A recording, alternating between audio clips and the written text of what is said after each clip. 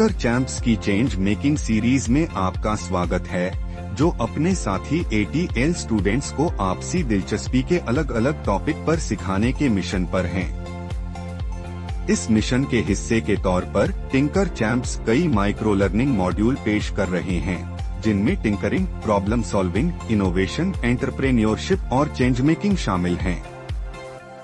इस 10 पार्ट की video series में टिंकर चैंप्स आपको चेंज मेकिंग की बेसिक बातें समझने में मदद करेंगे और यह भी बताएंगे कि आप भी कैसे एक चेंज मेकर बन सकते हैं। हर वीडियो लगभग 10 से 15 मिनट लंबा है और इसमें आपके प्रैक्टिस के लिए एक चेंज मेकिंग चैलेंज शामिल है।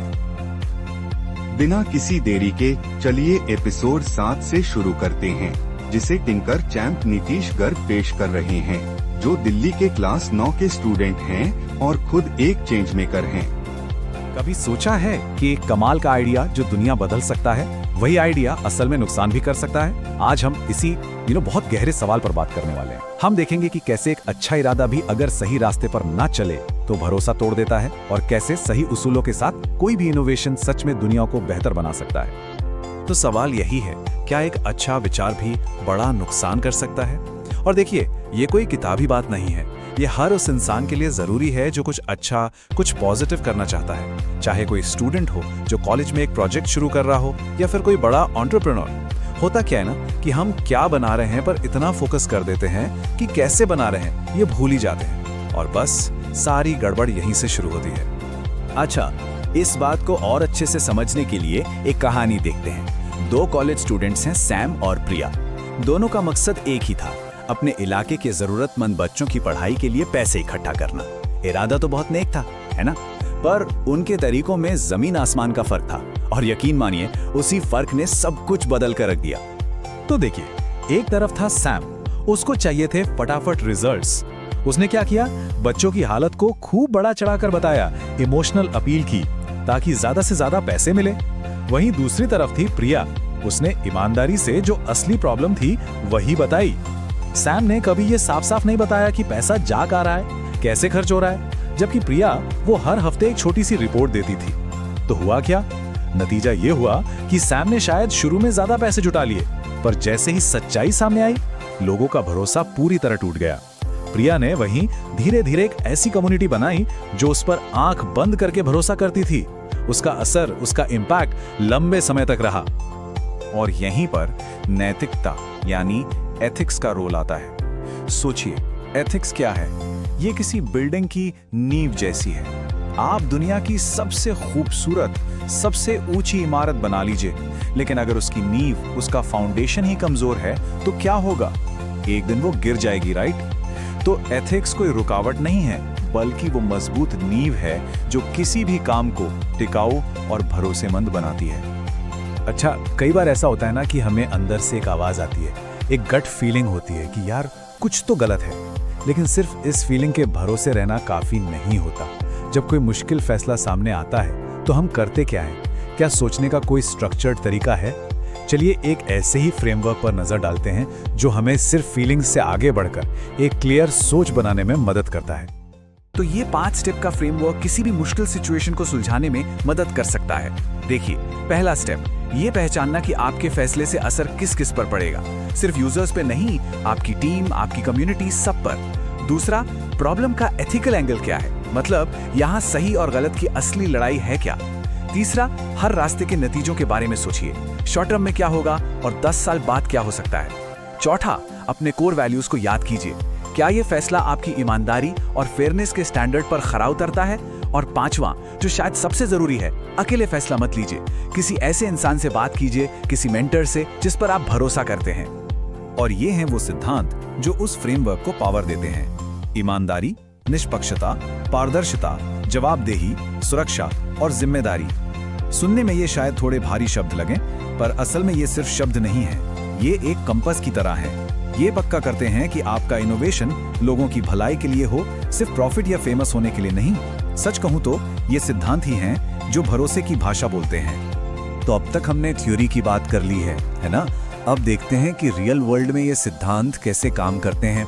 हम कुछ असली कहानियों पर नजर डालेंगे, कुछ ऐसी जहां इन प्रिंसिपल्स को फॉलो किया गया और जबरदस्त सफलता मिली, और कुछ ऐसी भी जहां इन्हें इग्नोर किया गया और चीजें बहुत गलत हुई, क्योंकि असली सबक तो हमें रियल लाइफ एग्जाम्पल से ही मिलता है। तो हमारी पहली कहानी है इनविजिबल हैंड्स की। ये एक प्रोजेक्ट था जिसे कुछ कॉलेज स्टूडेंट्स ने पैंडेमिक के सबसे मुश्किल टाइम में शुरू किया था।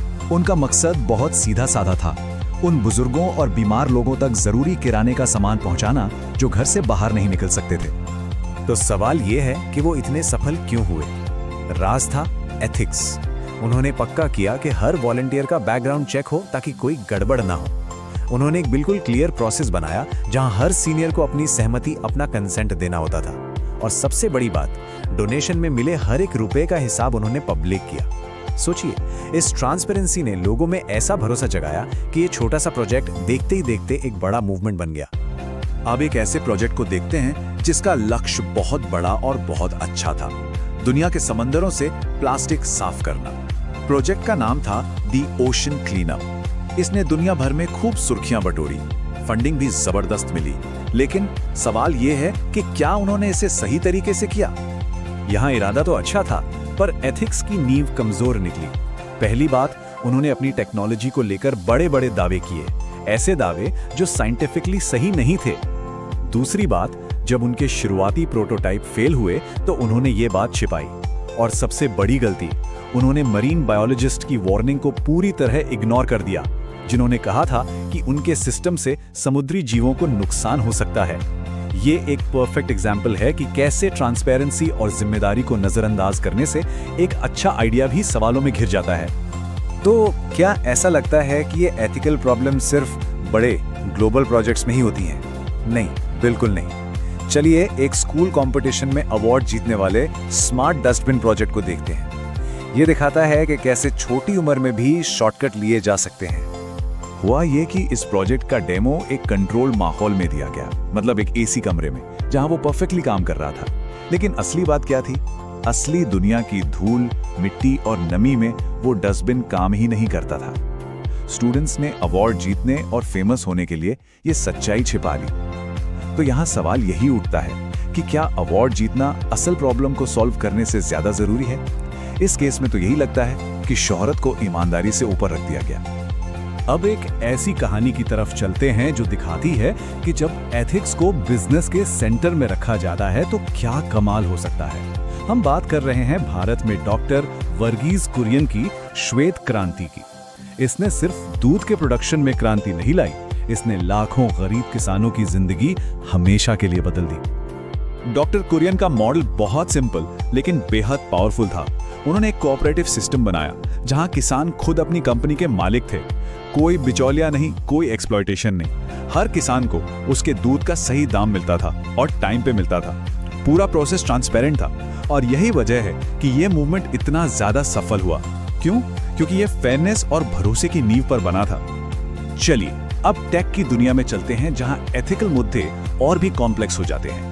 हम सब आजकल एआई और मशीन लर्निंग के बारे में सुनते हैं, पर तब क्या होता है जब यही टेक्नोलॉजी पक्षपात करने लगे, बायस्ड हो जाए? गूगल के फेशियल रिकॉग्निशन एआई का एक केस देखते हैं। तो हुआ ये कि पता चला कि फेशियल रिकॉग्निशन सॉफ्टवेयर गोरी स्किन वाले लोगों पर तो ठीक काम करता है, पर डार्क स्किन वाले लोगों को पहचानने में बार बार गलती कर रहा है। अब ये सिर्फ एक टेक्निकल गड़बड़ी नहीं थी, ये एक एथिकल फेलियर था। और ऐसा क्यों हुआ? क्योंकि जिस डेटा पर एआई को ट्रेन किया गया था वो डाइवर्स नहीं था, उसमें विविधता नहीं थी। ये साफ दिखाता है कि टेक्नोलॉजी बनाने वालों की जिम्मेदारी है कि वो पक्का करें कि उनके प्रोडक्ट सबके लिए फेयर हों, किसी के साथ भेदभाव न करें। तो इन सारी कहानियों से एक बात तो बिल्कुल साफ हो जाती है, चाहे वो एक स्कूल का प्रोजेक्ट हो या कोई ग्लोबल मूवमेंट, जिम्मेदारी के बिना इनोवेशन अधूरा है। इसे ऐसे समझिए जैसे आप एक बहुत तेज रफ्तार कार चला रहे हैं जिसमें ब्रेक ही नहीं है। हो सकता है आप थोड़ी दूर बहुत तेजी से निकल जाएं, लेकिन आखिर में एक्सीडेंट होना तो पक्का है। तो सवाल यह है कि हम ये पक्का कैसे करें कि हम सही रास्ते पे हैं? क्या कोई ऐसा टूल है जो इन मुश्किल एथिकल रास्तों पर हमें गाइड कर सके? हाँ, बिल्कुल है। ये एक बहुत ही सिंपल लेकिन उतना ही पावरफुल टूल है। चलिए इसे एथिक्स कंपास कहते हैं। अब देखिए, इसे सिर्फ एक चेकलिस्ट की तरह मत समझिए। ये सोचने का एक तरीका है। ये हमें अपने प्रोजेक्ट को सिर्फ अपनी आंखों से नहीं बल्कि अलग अलग नजरियों से देखने में मदद करता है। ये पक्का करता है कि हम कुछ बहुत जरूरी चीज भूल तो नहीं रहे। तो इस कंपास की 5 दिशाएं हैं। नॉर्थ है एम्पैथी यानी सहानुभूति की, क्या हम सच में यूजर की जगह खुद को रखकर सोच रहे हैं। ईस्ट है इंक्लूसिविटी यानी समावेशिता की, क्या हमारा सोल्यूशन सबके लिए है या हम अनजाने में किसी को पीछे छोड़ रहे हैं। साउथ है ट्रांसपेरेंसी यानी पारदर्शिता, क्या हम अपने प्रोजेक्ट की कमियों और रिस्क के बारे में ईमानदार हैं। वेस्ट है अकाउंटेबिलिटी यानी जवाबदेही, अगर कुछ गलत हुआ तो क्या हम उसकी जिम्मेदारी लेने को तैयार हैं। और इन सब के सेंटर में है सस्टेनेबिलिटी, क्या हमारा सोल्यूशन लंबे समय तक बिना किसी को नुकसान पहुंचाए काम करेगा। तो बात बस इतनी सी है, दुनिया को सिर्फ स्मार्ट आइडियाज नहीं चाहिए, दुनिया को ऐसे चेंज मेकर्स चाहिए जो परवाह करते हैं, जो सबको साथ लेकर चलते हैं और जो जिम्मेदारी के साथ काम करते हैं। हर कोई एक चेंज मेकर बन सकता है, बस जरूरत है दिमाग की तेजी और दिल की ईमानदारी के बीच एक सही बैलेंस बनाने की। तो अगली बार जब भी कोई शानदार आइडिया दिमाग में आए तो एक पल रुककर बस एक सवाल पूछना है, क्या ये सिर्फ इनोवेटिव है या फिर ये जिम्मेदार भी है, क्योंकि इसी सवाल का जवाब दुनिया बदल सकता है।